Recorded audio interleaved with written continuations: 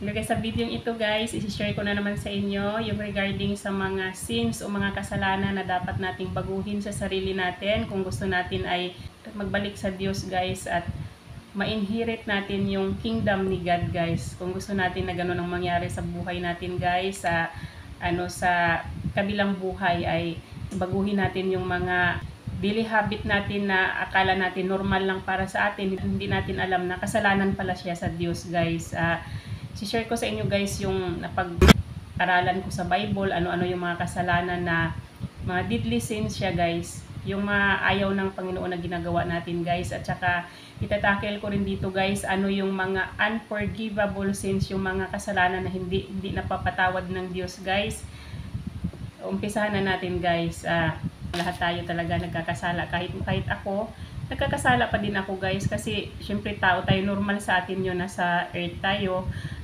Sa mundong ito ang daming tentasyon guys, ang dami talagang manunukso, aminin na natin guys, kaliwat kanan guys, may mga tukso talaga. Kaya tayo, dahil tao lang tayo, hindi naman tayo magpapaka-ipokrita na sabihin natin sobrang linis natin, na banal na tayo. May mga pagkakataon talaga na nagkakasala tayo, pero ang mahalaga guys, pagkatapos nating magkasala ay hihingi tayo ng tawad guys sa mga kasalanan natin. Turn to Jesus, kasi siya naman ang ano natin Savior natin Si Jesus Christ lang ang Savior natin guys. Kaya kung tayo man ay may nagawang kasalanan guys, magbalik loob tayo kay Jesus at papatawarin niya tayo guys. Ngayon itatakel ko sa inyo ano-ano nga ba yung mga kasalanan na ayaw ni God na gagawin natin guys, na nakalagay dito sa Bible. Babasahin ko sa inyo guys yung 1 Corinthians chapter 6 verse 10. Nakalagay dito, "Or you do not know that wrongdoers will not inherit the kingdom of God. Do not be deceived, neither the sexually immoral, nor idolaters, nor adulterers, nor men who have sex with men, nor thieves, nor the greedy, nor drunkards, nor slanderers, nor swindlers will inherit the kingdom of God." O diba nakalagay dito, ayaw ni God yung mga sexually immoral. Ano nga ba yung mga sexually immoral na yon? Yun yung mga guys, yung nakikipag-sex na sila sa mga partner nila outside marriage. Halimbawa mag-boyfriend ganyan, tapos nagkukumit na sila ng ng sexual intimacy guys, hindi pa sila kasal guys. Kasalanan yun guys. At saka yung mga guys, kasama sa sexually immoral yung mga nagmamasturbate, yung mga nagnanasa sa kapwa nila guys, kahit na hindi naman nila walang silang relasyon. Halimbawa kapitbahay nyo, asawa ng kapitbahay nyo, pinagnanasaan nyo, o mga kung ano man yan, kasama yan sa sexually immoral guys. At saka nakalagay din dito mga idolaters, yung mga nag-idolize ng mga kapwa-tao, katulad na lang noong mga celebrity o sino man yung ina-idolize nyo sa buhay nyo. Dapat guys, si God lang ang ini-idolize natin guys, hindi yung kapwa natin tao, kasi si God yung nagbigay sa buhay natin guys. Lahat ng meron tayo dito sa mundo, si God ang pinagmulan, kaya dapat si God ang ina-idolize natin, hindi yung ibang tao na kapwa lang din natin tao yan guys. Pala yan, kasalanan pala yan. Akala natin normal lang, di ba? Halos naman lahat tayo, di ba, na humahanga tayo sa mga, lalo na yung mga sikat na celebrity, hindi pala dapat. Tapos nakalagay dito, adulterers, o diba, yung nakikiapid, diba, yung mga nagkakaroon ng relasyon sa kapwa nila guys, kahit na may mga asawa na sila guys, nakikiapid sila sa kapwa nila. Halimbawa, yung kapitbahay nyo, nakagkaroon kayo ng relasyon sa kapitbahay nyo na na may mga kapwa na may mga asawa. Yan, bawal na bawal yan guys. At saka nakalagay din dito, men who have sex with other men. O yun na yung hindi naman sa hindi ako nanghuhusga yung mga lalaki, kapwa lalaki guys, na nagkakaroon sila ng sexual intimacy. Ito na yung mga bakla kung tawagin. Hindi ako guys, nakalagay sa Bible yan, hindi ako gumagawa ng kwento, kahit basahin nyo pa yan. Tapos meron din dito thieves. Ito yung mga nagnanakaw guys. Ito yung mga taong nagnanakaw ng ari-arian ng iba. At saka yung greedy, yung mga sakim na tao guys, mapagsamantala, mga matatakaw na tao guys, yung yung lalamangan nila yung kapwa nila. Sila yun, mga sakim, greedy kung tawagin. Tapos drunkards, pati itong drunkards pala yun, ito na yung mga lasinggero, lasinggera, di ba? Kala natin normal na nakikipag-inuman tayo, naglalasing tayo, pero kasalanan pala sa Diyos, guys, nakalagay dito sa Bible, di ba? Drunkards, ito yung mga lasinggera, lasinggero. At saka slanderers, ito yung mga ano, guys, naninira ng puri, di ba? Sinisiraan nila yung kapwa nila, dinadrag down nila yung kapwa nila, naninira sila. Tapos, swindler. Swindler. Ito na yung mga manluloko, guys. Pagdating sa pera to, guys. Mga scammers, mga fraudster. Ito na yung sila, swindler. Yung mga kayang nananamantala ng tao dahil sa pera. Nangluloko ng tao dahil sa pera.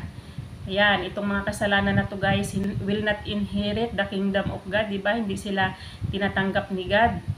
Kasi, guys, bago tayo makaakyat sa langit, guys, kailangan, guys, kailangan talaga magbagong buhay tayo. Alisin natin yung mga guys, yung mga bad habits natin, guys, na ayaw ni God. Kasi ang requirements, guys, para makapunta tayo sa langit, kailangan natin maging holy. Kasi si God, holy siya. Kaya kailangan kung tayo ay gustong magkaroon ng eternal life kasama si God, gawin nating holy yung natin, guys, yung sarili natin, buhay natin, guys, gawin nating holy. Kasi yun ang requirements para makaakyat tayo sa langit, guys.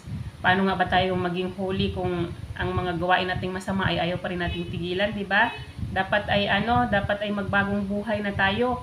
Yung kung ano yung nakalagay sa Bible, guys, alisin na natin to sa buhay natin kasi malaking kasalanan pala siya sa Diyos. At saka meron pa nakalagay dito, guys, na isa pala to sa mga kinakagalit din ni God. Ito yung yung Proverbs chapter 6 verse 16 to 19. Nakalagay dito, there are 6 things that the Lord hates, o diba? 7 that are abomination to Him. Isa na, guys, yung haughty eyes, o diba? Alam niyo ba kung ano yung haughty eyes? Yung mga mapagmataas, guys. Alam mo ba yung mata na parang parang nang-iirap, ganun? Yan, mga mapagmataas, mga ma-pride na tao, guys. Ito yung tinatawag na haughty eyes.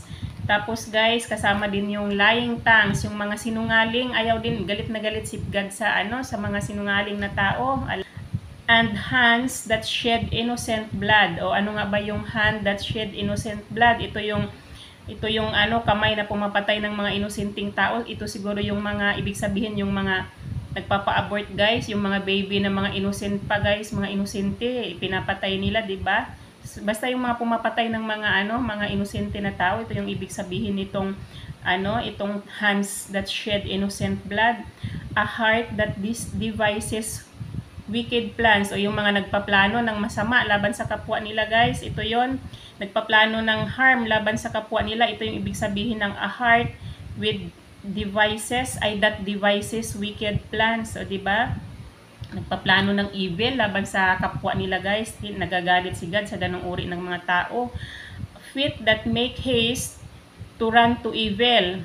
Madaling matukso, guys, yung madaling sa gumawa ng kasalanan. Ito yung ibig sabihin nito, guys. Yung madali lang bang maingganyo sa paggawa ng kasamaan, mga gawain ng evil, guys. A false witness to breathe out lies, and one who sows discord among brothers. Yun siguro yung yung tumitistigo sila laban sa ibang tao, tapos puro kasinungalingan yung ginagawa, guys, gumagawa ng mga kwento. Ito yung ibig sabihin nito, guys. At saka, guys, galit din si God sa mga tao na guys, yung nagsasalita ng mga bad words, kasi nakalagay dito, guys, Ephesians 4:29 naman. Don't let any unwholesome talk comes out of your mouth, but only what is helpful to building others up according to their needs, that it may benefit those who listen. Diba, ayaw ni Papa God yung mga nagsasalita tayo ng mga bad words. Sabi dito, kung dapat yung mga lumalabas sa bibig natin, guys, yung mga magagandang words lang na para ba matulungan natin na ma-build yung kapwa natin, guys, at saka siya yung nagbi-benefit sa kanila, hindi yung nakakasira sa kanila, guys, 'di ba? Katulad noong katulad ng pagmumura na yan, hindi talaga yan dapat, guys, yung mga bastos na mga salita, 'di ba? Yung mga bastos na words, guys, hindi natin dapat yan nilalabas sa bibig natin. Ayaw ni God ng ganyan. Kaya kung kayo guys, kung gusto nyong kung gusto nyong magbago guys, baguhin ang sarili nyo at magbalik loob sa Diyos guys, talagang dapat iwasan nyo ang mga kasalanan na ito guys para para patawarin kayo ni God. Kalimutan nyo ang paggawa ng mga kasalanan na to.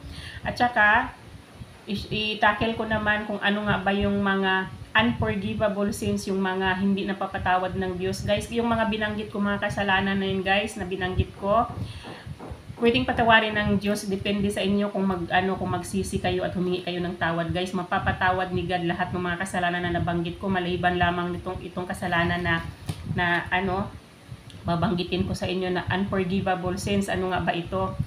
Ito yung guys, kapag ni-reject nyo si Jesus Christ, rejection of Christ guys, hindi mapapatawad yan guys, kasi 'di ba, gusto niyo magbagong buhay, gusto niyo ma-save, gusto niyo makapunta, makaakyat sa langit sa kabilang buhay kapag kayo ay namatay na. Paano kayo magpapatawad sa kasalanan niyo kung nire-reject niyo si Jesus Christ? Siya ang daan papunta sa langit, guys. Kasi siya ang savior natin. Kaya hindi pwedeng i-reject niyo si Jesus Christ, hindi niyo siya i-accept sa buhay niyo, kasi siya lang ang daan para makakapunta tayo sa langit guys, kasi siya nga ang nag-save sa mga kasalanan natin guys. O paano kayo makaakyat kung si Jesus Christ mismo ay nire-reject nyo, di ba? Nakalagay nga dito sa sa Bible, sabi ni Jesus Christ, kasi sa pamamagitan niya guys, pwedeng masalba yung mga natin, yung mga kasalanan natin guys. Sabi dito sa John chapter 14 verse 6, I am the way and the truth and the life. No one comes to the Father except through me. O sabi ni Jesus Christ dito guys, diba? Siya lang yung daan guys, siya yung katotohanan, siya yung buhay guys. Walang makakapunta doon sa langit, walang makakaakyat doon sa sa langit guys, makakapunta sa Diyos Ama guys, na makapangyarihan sa lahat, kung hindi sa pamamagitan ni Jesus Christ lang. Diba? Siya kasi yung daan, kasi siya nga yung savior natin. Kaya nga, diba, pag nagdadasal tayo, diba, kapag may mga hinihiling tayo sa Diyos guys, sa end ng prayer natin guys, laging may in Jesus Christ I pray, diba? Sa ngalan ni Jesus, diba? Ang lahat ng ito ay hinihiling sa ngalan ni Jesus, kasi hindi tayo pwedeng mag-direct sa Diyos guys nang hindi tayo dumadaan kay Jesus Christ, kasi siya nga yung savior natin, siya lang yung daan para tayo ay mapalapit sa Diyos, tayo ay makapunta sa langit guys. Siya lang talaga ang daan, wala nang iba, kaya hindi natin pwedeng i-reject si Jesus Christ. Hindi mapapatawad yung kasalanan na yan guys. At saka blasphemy of Holy Spirit din guys, hindi rin mapapatawad, kasi di ba ang Holy Spirit guys, siya yung gumagawa ng paraan. Di ba tayo, halimbawa tayo ay gustong magbalik loob sa Diyos guys, di ba? Hingi tayo ng tawad, tapos pinatawad na tayo ng Diyos, inaccept natin si God sa buhay natin guys. Gusto nating magbagong buhay, gusto nating ituwid yung landas natin, gusto nating sundin yung will ni God. Kapag tayo ay magbalik loob at saka i-accept natin si God sa buhay natin, bibigyan niya tayo ng gift, yung kanyang Holy Spirit guys. Yung Holy Spirit naman ang mag-guide sa atin guys. Ngayon guys, kung pagsasalitaan nyo ng hindi maganda yung Holy Spirit guys, mga words kayong sasabihin laban sa Holy Spirit, hindi pala yan mapapatawad guys, kasi yung Holy Spirit ang gumagawa ng paraan sa buhay natin. Siya yung nag-e-effort na para guys ay mabago yung buhay natin guys, para ay tumakad tayo sa daan na matuwid, para gawin tayong banal. Tapos pagsasalitaan natin siya ng hindi maganda, tsaka yung hindi tayo sumusunod sa utos ni Holy Spirit guys, hindi pala yun mapapatawad ng Diyos. Kaya dapat baguhin na natin yung ganong mga gawain natin guys. Ngayon na alam na natin, kasi nakalagay sa Bible guys, malinaw na nakalagay sa Bible. Kung hindi kayo maniwala sa mga sinasabi ko, pwede nyong i-check yung Bible na binanggit ko dito guys. Kaya kayo guys, kung gusto nyong kung gusto nyo talaga na ma-inherit yung kingdom of God guys, gawin nyo ay iwasan nyo lahat ng mga kasalanan na nabanggit ko na nakalagay sa Bible guys. Kaya ngayon pa lang guys, mag-isip-isip na kayo guys, at saka pag-aralan nyo na kung ano yung mga dapat na baguhin nyo sa buhay nyo, para pagdating ng araw ay pagdating ng nasa kabilang buhay na tayo, hindi tayo mapunta sa hell. Mahirap dun sa hell guys, sobrang init dun guys. Hanap paligiran nyo ng apoy. Kung tayo nga nahihirapan tayo dito sa lupa at ang init ng panahon natin ngayon, so much more kapag nasa hell na tayo, di ba? Kaya mag-isip-isip na tayo guys na kung talagang gusto nating mapunta sa langit guys, sa sa kabilang buhay guys, at ma-inherit natin yung eternal life guys na nag-gift sa atin ni God kapag tayo ay namatay na guys. Sundin natin lahat kung ano yung kautusan ng Diyos at wag natin gawin yung mga kasalanan na ayaw ni God na ginagawa natin guys habang nasa lupa tayo. Yun lang naman guys ang masasabi ko guys sa araw na ito. Sana may natutunan kayo sa akin. At sana guys, i-apply nyo sa sarili nyo yung mga itinuro ko dito sa Bible guys, at pwede nyo ring ibasahin yung Bible nyo para mas marami pa kayong matutunan guys. Magbasa kayo ng Bible para sa pamamagitan ng Bible magkaroon kayo ng maraming wisdom guys regarding sa mga guys at mga utos ni God sa atin guys, kung ano yung mga ayaw niya na ginagawa natin dito sa mundo at ano yung mga gusto niya na sundin natin guys. Yun lang guys, hanggang dito na lang yung aking video. Bye bye and God bless you all. Bye bye everyone.